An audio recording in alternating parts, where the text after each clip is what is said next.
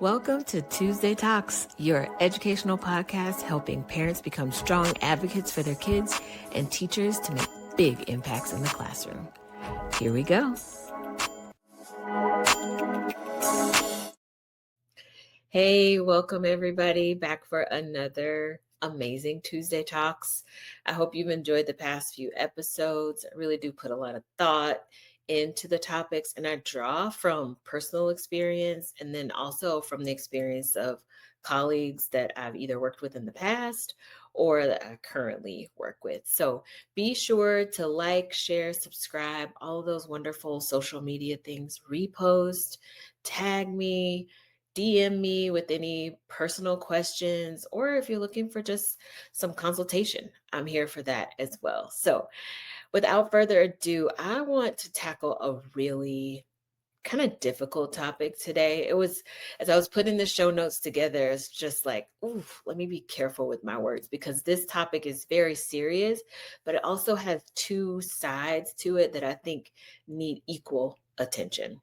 And the topic for today is the prevalence of students with IEPs who are physically or verbally assaulting or injuring teachers in school settings. That's a lot, right? Like we're talking about kids who have IEPs who are assaulting teachers physically, verbally, and how schools are responding, how the law of the IDEA is also there to help direct these decisions, and this concept of manifestation of the disability, how that plays into the disciplinary actions that the school takes, and what teachers and administrators and parents can do. So be sure to stay tuned for the whole episode because at the end I am going to give some strategies and ways that I think and others that I have talked to that have been in these situations that they feel teachers, admin, and parents can do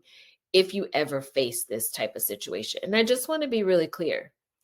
This conversation is not about blaming students with disabilities. It is not about blaming teachers or schools for not doing enough. This is a conversation about addressing real threats to educator safety, ensuring fair discipline while also supporting student success. Because all school is about student success, but in these instances, we also have to take real close looks at educator safety and making sure the discipline, if handed down, is fair. So I wanted to really begin by talking about how frequent these assaults are, because if you've never been assaulted by a student who has an IEP, then you might not feel like this is a really important topic, but I know people who personally have been assaulted by students in the classroom. And this is, when I say assault, I mean throwing chairs, throwing devices, kicking, hitting, punching, slamming doors on hands. This is the type of thing that I'm talking about. And these are experiences that I have experienced myself, or I have close colleagues or friends that have experienced these situations. And typically, these are all kids who are either in a special education classroom or students with IEPs that are in general education classrooms for part of their day. So, as we talk about the prevalence, according to the National Center for Education Statistics for the 2020-2021 school year, about 6% of public school teachers reported being threatened with injury by a student, and about 4% reported being physically attacked by a student in the previous 12 months. There is research that shows special education teachers are at 3 times the risk of physical assault compared to general education teachers. And then there was one study on student inflicted injuries to staff that reported special education and general instruction assistants like pairs bear the largest burden. And as we think about what is causing this to happen, many of the students with IEPs include behavior disorders, emotional disturbances, trauma histories, and the classroom environment may be less predictable, and those supports in the classroom may be stretched pretty thin. We know that schools can be understaffed sometimes. And in these classrooms with students that have a tendency to act out physically, those are the classrooms where we should not be pulling resources from. I mean, that's just that just makes sense, right? But there are instances where those classrooms are stretched thin with the type of support or the level of support that students in those classrooms need. And so all of this matters because clearly physical assaults and threats affect teacher retention, morale, safety. It also affects the climate for all the students involved, especially when you're talking about students with IEPs who are in the general education setting and have these moments where they're either having meltdowns or become physically aggressive. It affects the climate for all of those students in that classroom.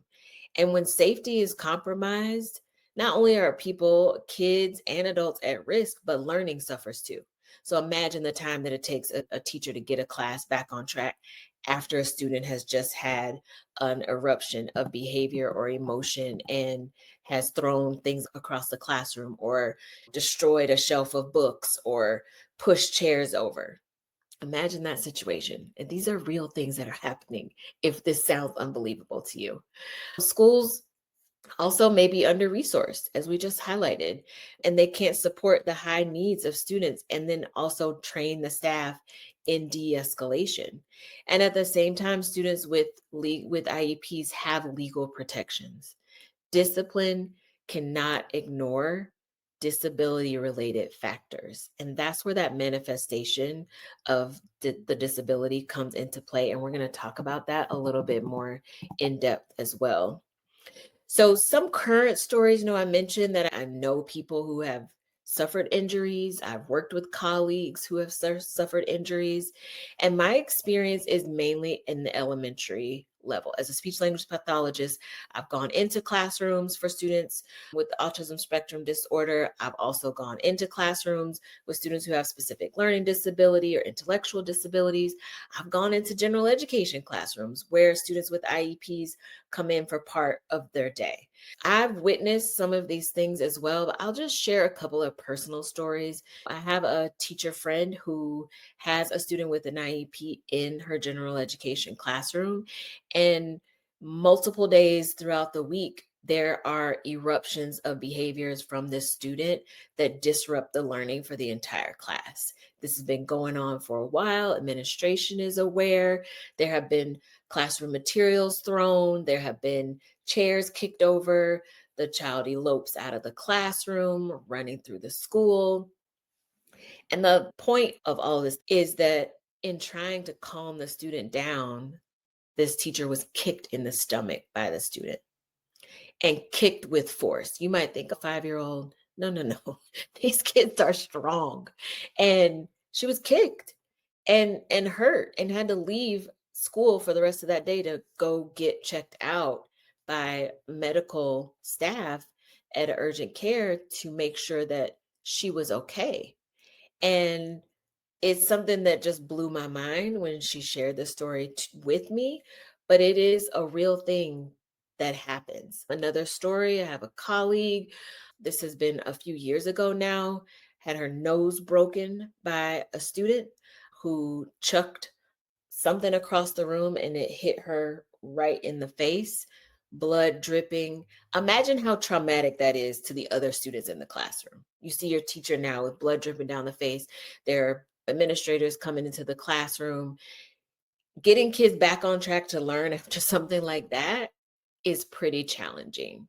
I know another former colleague who had her jaw dislocated by a student who threw their device across the classroom, striking them in the face, and ended up needing surgery, mouth wired shut. These are intense situations that go beyond a pep talk from an administrator or a band aid.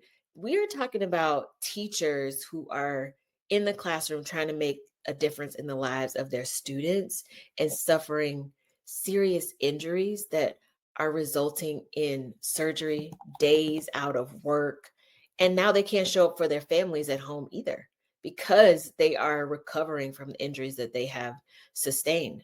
I know personally when I worked in elementary school, I was going into the student classroom and they were in a specialized classroom and the teacher's holding up big mats vertically and calling for me to come and help the students having a meltdown. I can hear the student on the other side of the mat punching it, kicking it. She's jumping up, spitting over the top of the mats, trying to spit on the educators in the room, myself to be included.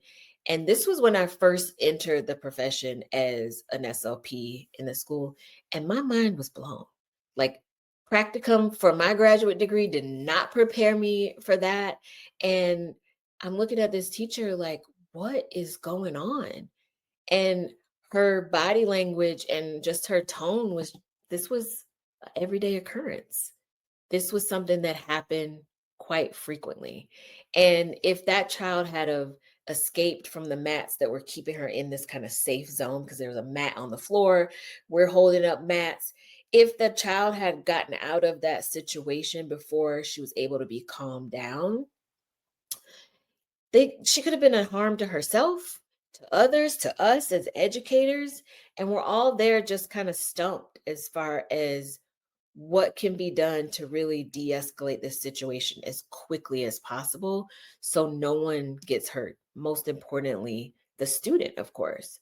And so schools have responded to discipline and consequences in a lot of different ways, but just keeping in mind that schools have to balance, have to find a balance. They have to ensure the safety of their staff and students and also fairly discipline behavior and also respect the legal rights of students with disabilities. And under IDEA, when a student with a disability is removed from their placement for disciplinary reasons, that constitutes a change in placement. And that is a huge deal in education. In that instance, a manifestation determination must be held. And so at these meetings, what the team is asking, the critical questions: was the conduct of the student caused by, or did it have a direct and substantial relationship to the child's disability? I'm going to say that again. The team, one of the questions they're asking as a team, you have special education teachers, the parent, you have your administrators there as well. Was the conduct of the student caused by, or did it have a direct and substantial relationship to the child's disability?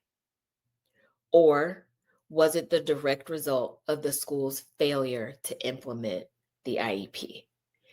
Even in those questions, it is really framed in a way that's pointing blame, right? Like either I'm going to point the finger at the kid and say, this was not, your actions were not a result of your disability. Or I'm going to point the finger at the school to say, you all failed to implement this student's IEP appropriately. It becomes a blame game based on the questions that IDEA puts out there.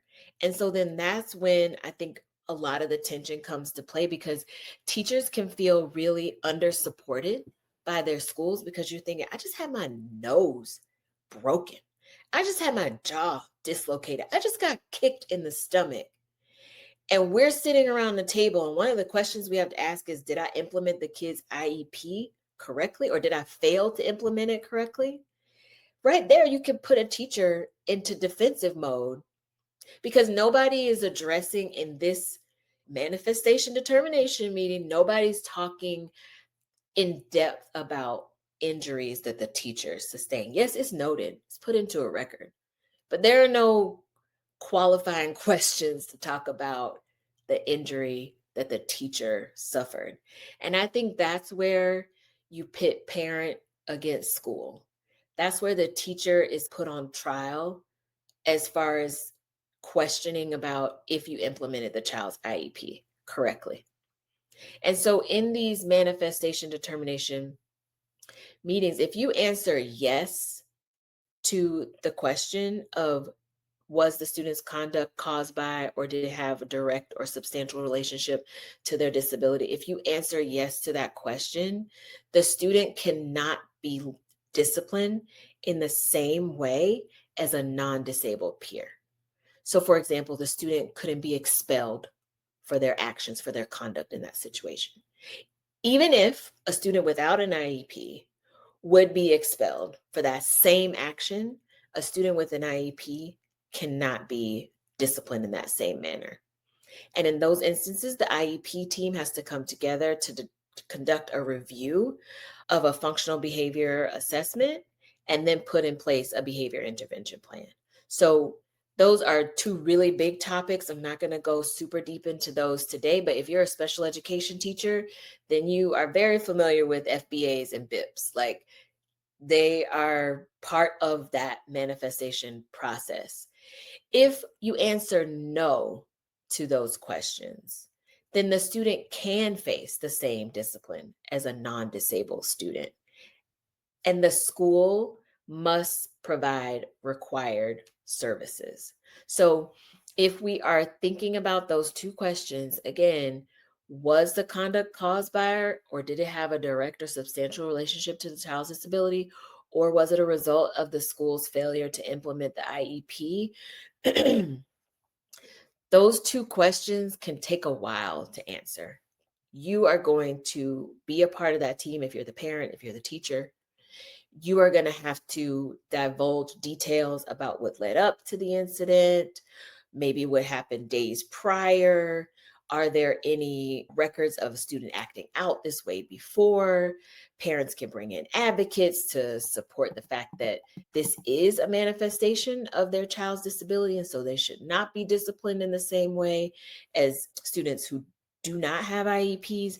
This conversation can last a couple hours in a meeting. It can even go into multiple meetings.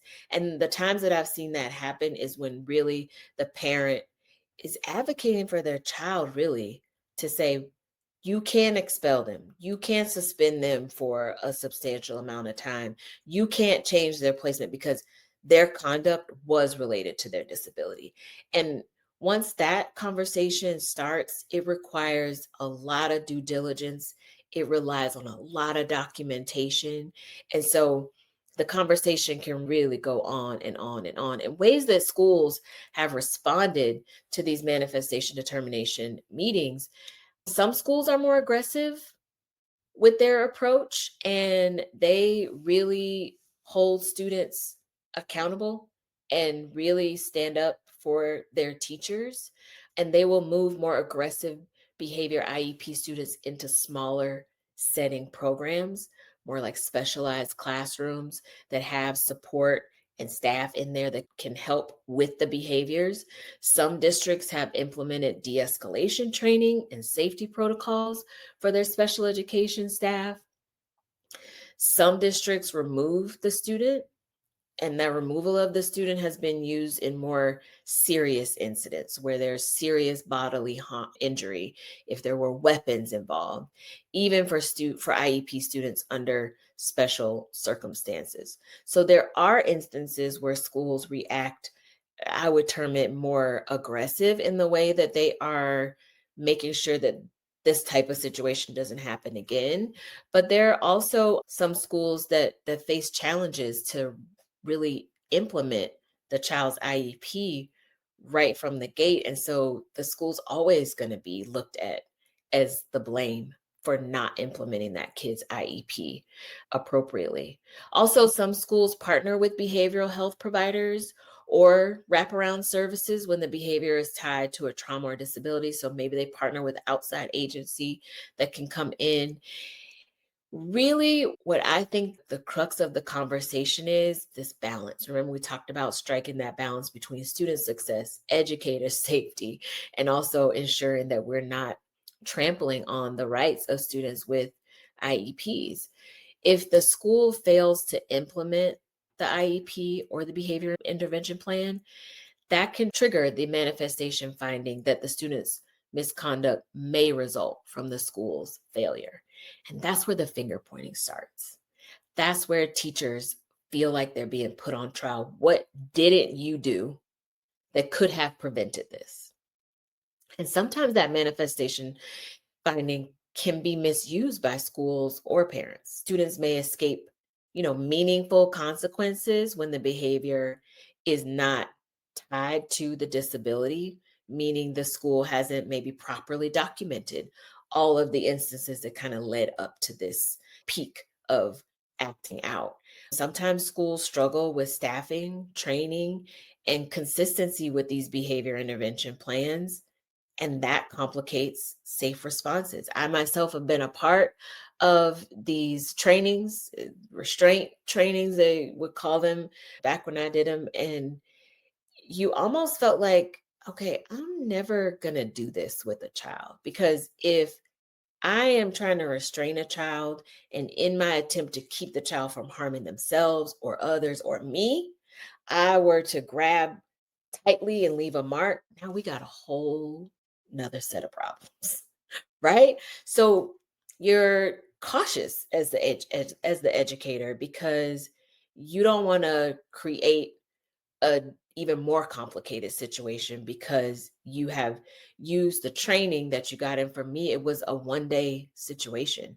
There are too many variables at play. There are too many possibilities that come with trying to restrain a child to just, in my opinion, have 1 day of training and say, okay, now you're great. Go and make sure kids don't hurt themselves, others, or you. I think that's a heavy burden to put on an educator. And there are no higher education programs that are training educators to handle these types of situations. It really is on the job training. And that can leave schools vulnerable, in my opinion, because teachers aren't equipped. They end up getting injured, lawsuits are filed, all of these things happen. And I think it's because a lot of times schools are hesitant to say that they can't meet the needs of a student, whether it be behavioral, mental health. They're hesitant to say that they can't meet the needs of that student because, according to FAPE, which is part of federal legislation, free and appropriate public education, if the school can't meet the needs of the child, then the parent has the right to find a placement, a agency, a setting that can meet the needs of their child, and the school district has to foot the bill.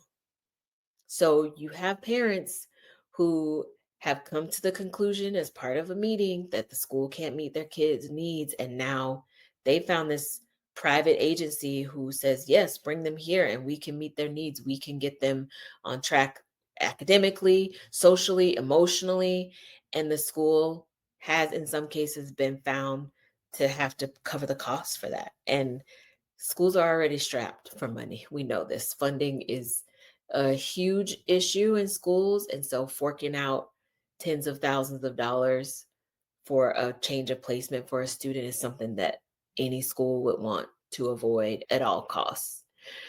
So the manifestation determination process really does ensure that students whose misbehavior is directly caused by their disability, that they're treated fairly. That's the whole point of it.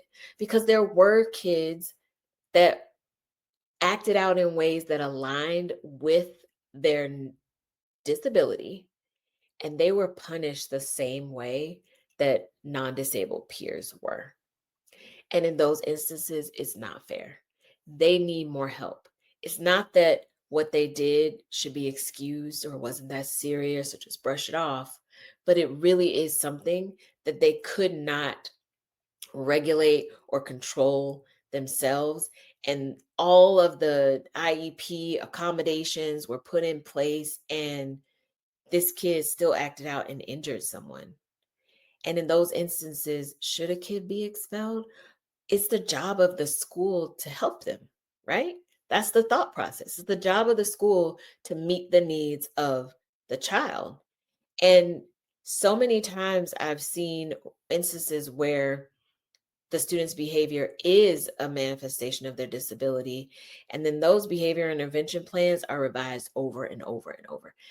Those BIPs require such detailed information that it can become a pain in the butt.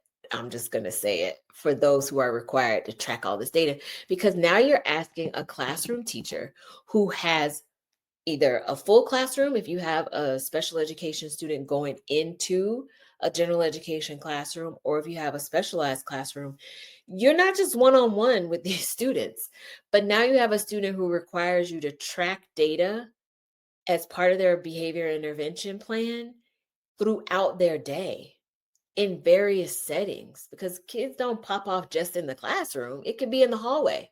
It could be in music, art, PE, whatever.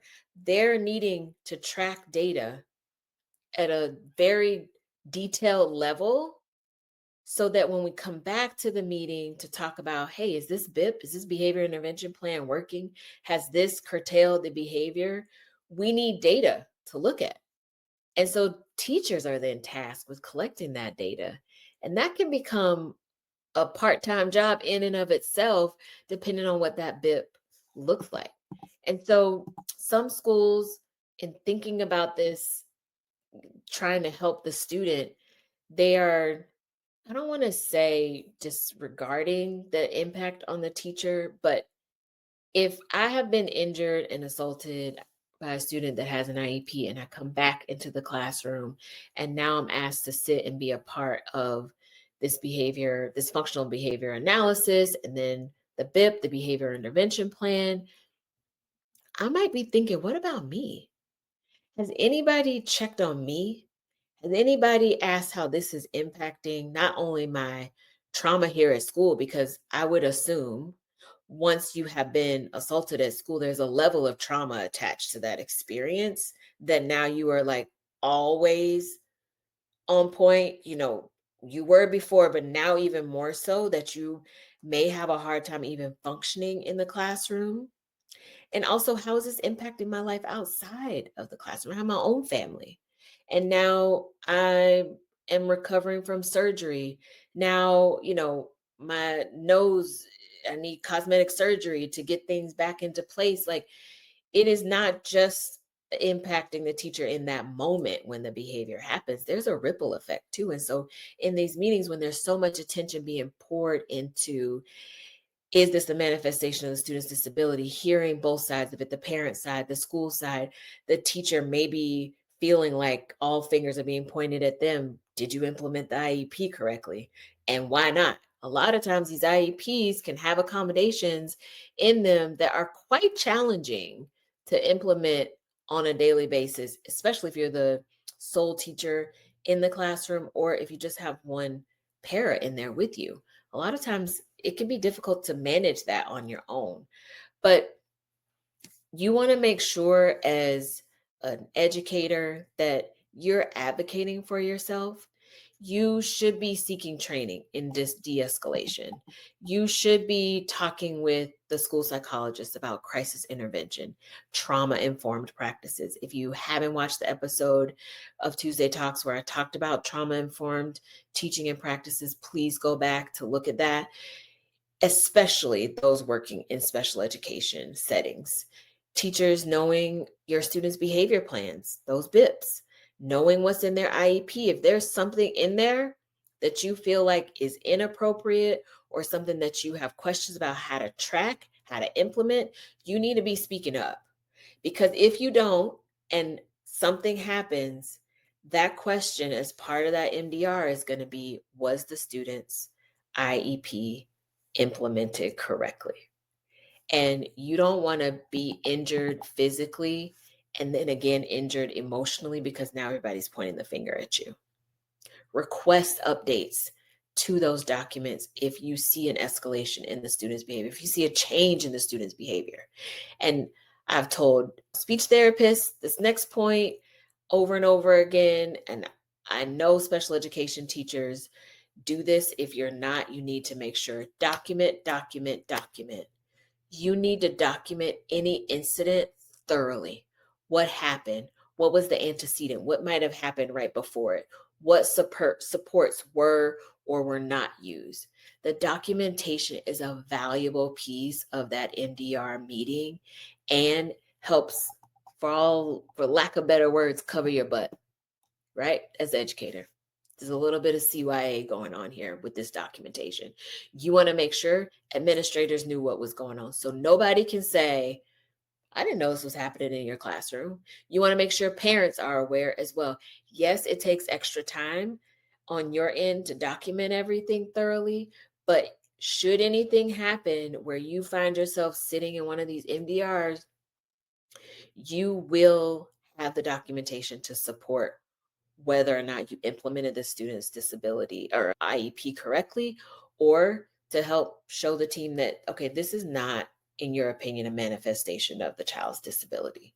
And of course, the teacher's documentation is not the be all end all, but it is a critical piece. And then you want to make sure you're developing a safety plan with the school. If you have a student with a history of aggression, and you need to have a what happens when type protocol.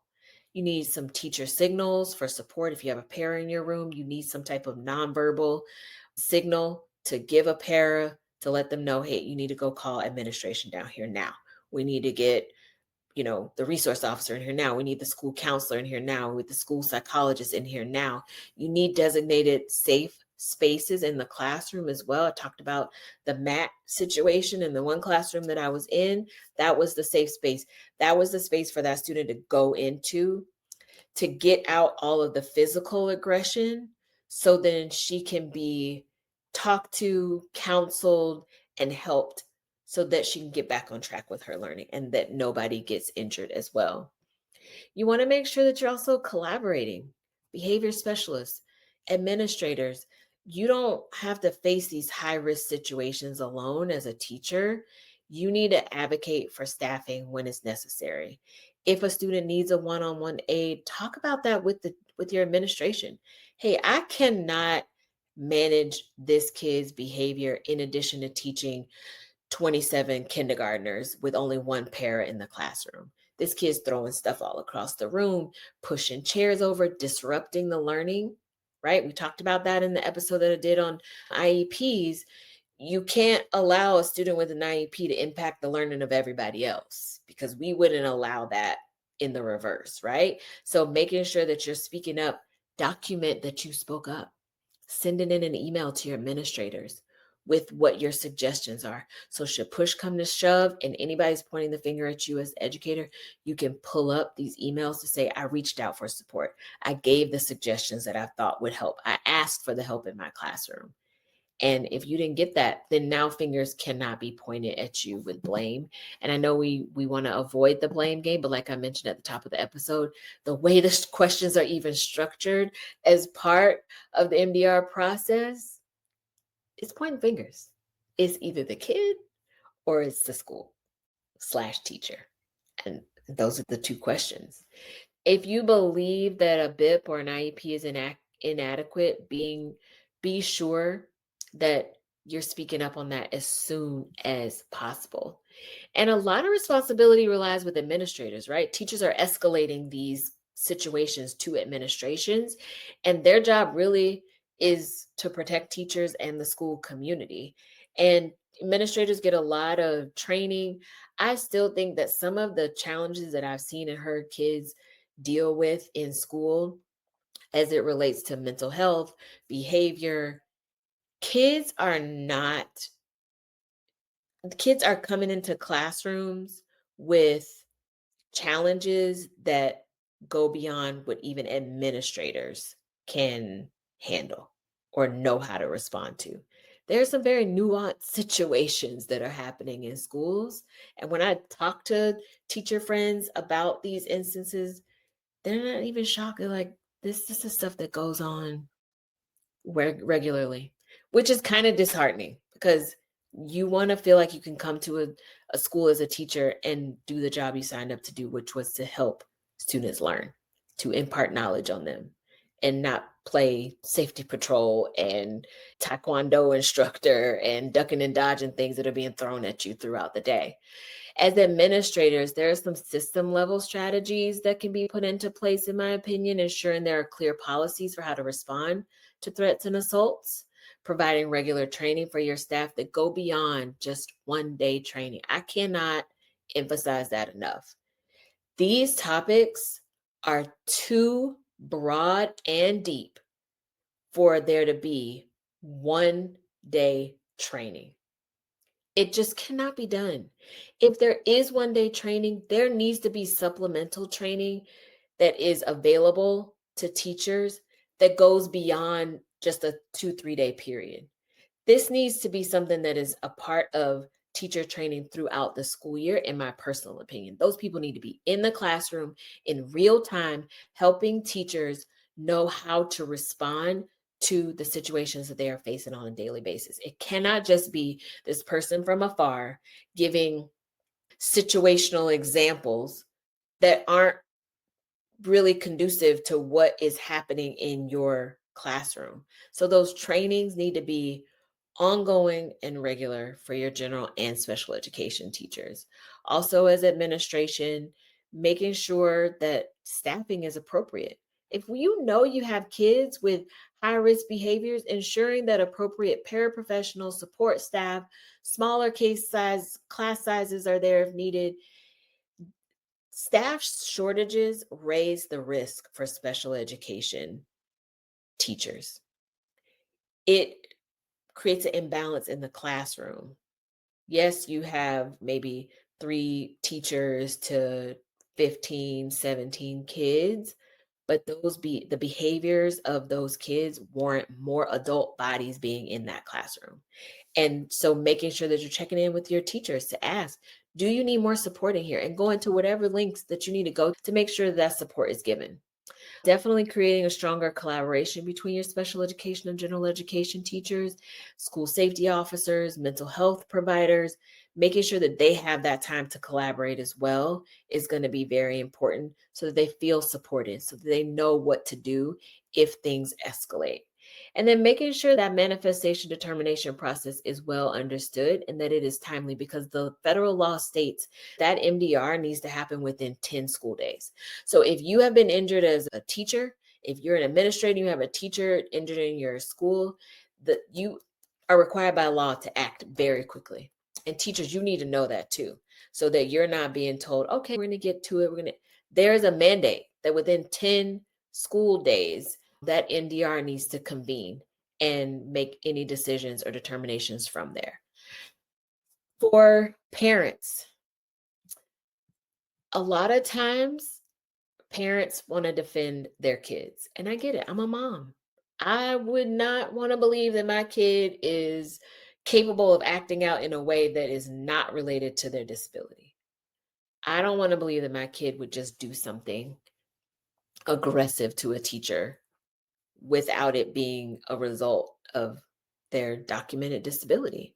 But there is a level of accountability to be balanced with that advocacy. So, parents, you have this dual role, and it's really important to accept both of those roles. So, when a student with an IEP engages in any kind of assaultive behavior, parents have to understand that there can be consequences, even if your kid has an IEP, if the behavior is not a manifestation of the disability or if supports weren't put into place. Schools are legally permitted to impose discipline in certain cases. I would want my child to understand that this action caused this consequence, not being expelled from school. Maybe it's not in alignment with how a child without an IEP would be disciplined, but you shouldn't be allowed to injure a teacher in a serious way and come back to school the next day like nothing happened. That, in my opinion, is not okay. Parents also need to have an understanding of manifestation and be an active participant in that MDR process to understand what it means, to help gather relevant information, to bring to the IEP team. This is that balance, right? We are holding our kids accountable, but we're also understanding the manifestation process, the MDR process. Ask for those things. Don't let them just say, hey, this was not in alignment with your kid's disability. They need to be out of here. Don't allow that. There are instances where kids have had a change of placement or been expelled from school when there was a direct correlation between their conduct and their disability. So don't be the parent that just sits back idle and just says, okay, whatever the school says. Ask for teacher observation, ask for those behavior logs, Ask for independent evaluations. There are two sides to this coin. It's not always the kid's fault. It's not always the school or the teacher's fault either. And so there has to be that accountability and that advocacy as well. Collaborate, parents, collaborate with teachers and administrators. Get an understanding of what could work better. It helps if parents come into the situation not on the defensive and being just 100% advocate for their kid, but comes to these meetings approaching it from, I understand this is what my kid did. Let's determine what caused it and what's the best path forward. It has to be a collaborative effort because once we get into the finger pointing and the blaming, everybody's on the defensive. Nobody wants to admit they were wrong or could have done something different. And if you as the parent have created that vibe of like, I'm trying to catch you in a lie, I'm trying to catch you off guard, it puts everybody in a state of defensiveness that doesn't allow collaboration. And I think that's something that really needs to be championed as a parent, that you want collaboration. Make sure that, if there are any underlying conditions, parents seek outside supports. Make sure the school is aware that you're seeking those supports and that they're being integrated into that BIP or into that IEP as well. So really, as we talk about this really difficult topic, students with IEPs can and sometimes do assault teachers. It is awful. It is something that I think happens more than the public knows. We know that special education staff are facing a higher risk, and schools really do need to respond with safety, fairness, and also that legal compliance. That's a huge piece. We cannot just say, kick the kid out of the school because they broke a nose or dislocated a jaw. Those are major things, but there is a process in place to make sure that there is fairness in how students are disciplined. And teachers, making sure that you're tracking that data, asking for that training, parents, that you're advocating for your kids, but balancing that out with accountability as well. If you're a teacher or a parent who has gone through this manifestation determination process, reach out to me. Leave me a comment, send me an email. My email address is in the show notes. Send me a direct message. Let me know how that process went for you. How did you show up in the meeting? How do you feel like the other party showed up in the meeting? Did you feel like you were to blame? Did you feel like others were blaming you? Did you feel supported by administration? Did you feel like your needs were being met? That for both sides, parent and teachers, because again, it has to be a conversation of a meeting of the minds and not finger pointing. And so, with that, I want to thank you for joining me for another great episode of Tuesday Talks. Be sure to share this episode, like, subscribe, comment, and I will see you next week. Have a good one. Bye.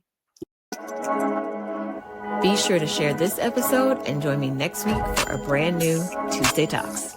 See ya.